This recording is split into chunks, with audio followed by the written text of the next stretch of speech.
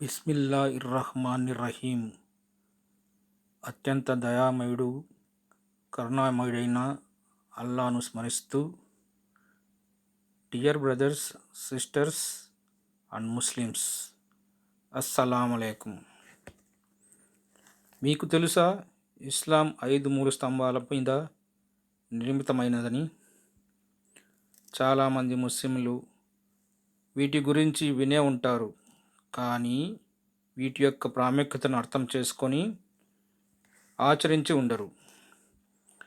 ఇస్లాం ప్రకారం ఈ 5 స్తంభాల గురించి తెలుసుకొని ఆచరించి తమ తమ జీవితాలను అర్థవంతంగా, విజయవంతంగా, సంపూర్ణంగా చేసుకోగలరు.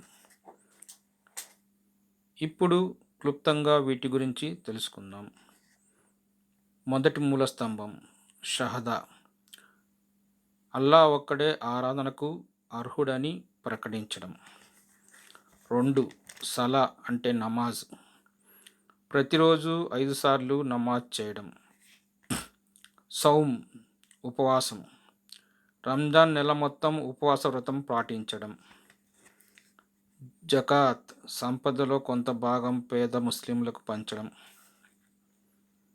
హజ్ ప్రతి ముస్లిం జీవితంలో ఒకసారైనా మక్కా యాత్రను చేయడం.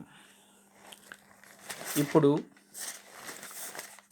వీటి గురించి వివరంగా తెలుసుకుందాము. ఇస్లాం యొక్క మొదటి స్తంభం షహదా. అల్లా ఒక్కడే ఆరాధనకు అర్హుడని, ముహమ్మద్ ప్రవక్త సల్లల్లాహు అలైహి వసల్లం అల్లా యొక్క ప్రవక్త అని ప్రకటించడం. దీని గురించి లా ఇలాహా ఇల్లల్లాహు ముహమ్మదుర్ రసూలుల్లా అని ఎవరైతే ప్రకటించి ఆచరిస్తారో వారందరూ ముస్లింలు అనబడును. 2వ మూల స్తంభం నమాజ్.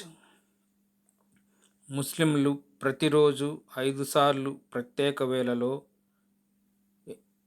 ఫజర్, జొహర్, అసర్, మగ్రిబ్ మరియు ఇషా నమాజులు తప్పకుండా చేయాలి. నమాజ్ ముస్లింని అల్లాకు దగ్గరగా చేరుస్తుంది మరియు అల్లాతో సంబంధాన్ని బలపరుస్తుంది. 3వ మూల స్తంభం సౌమ్ ఉపవాసం.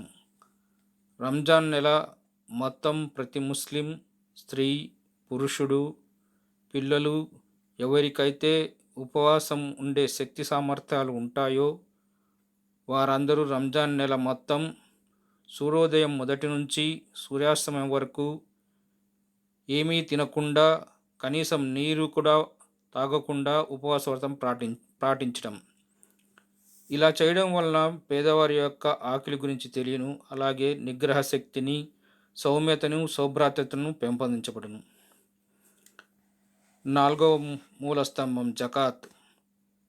మొత్తం సంపదలో కొంత భాగాన్ని పేద ముస్లింలకు, ఎవరికైతే అవసరంలో ఉంటారో 2.5% పంచాలి.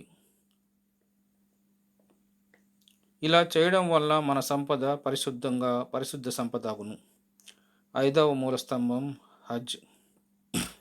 ప్రతి ముస్లిం ఎవరికైతే శక్తి సామర్థ్యాలు అలాగే సంపద ఉంటుందో వారందరూ జీవితంలో ఒక్కసారైనా మక్కా యాత్రను చేయాలి. ప్రపంచంలో ముస్లింలందరూ మక్కానందు చేరి అల్లాను ప్రార్థించడం వలన ముస్లింని అల్లాకు దగ్గరగా చేరుస్తుంది, అలాగే అల్లా యొక్క బంధాన్ని పరిపూర్ణంగా చేస్తుంది. ఈ వీడియో మీకు నచ్చితే షేర్ చేయండి, లైక్ చేయండి, షేర్ చేయండి, సబ్స్క్రైబ్ చేయండి. జజాకల్లా ఖైర్. అస్సలాము అలైకుం వరహమతుల్లాహి బర్కాతుహు.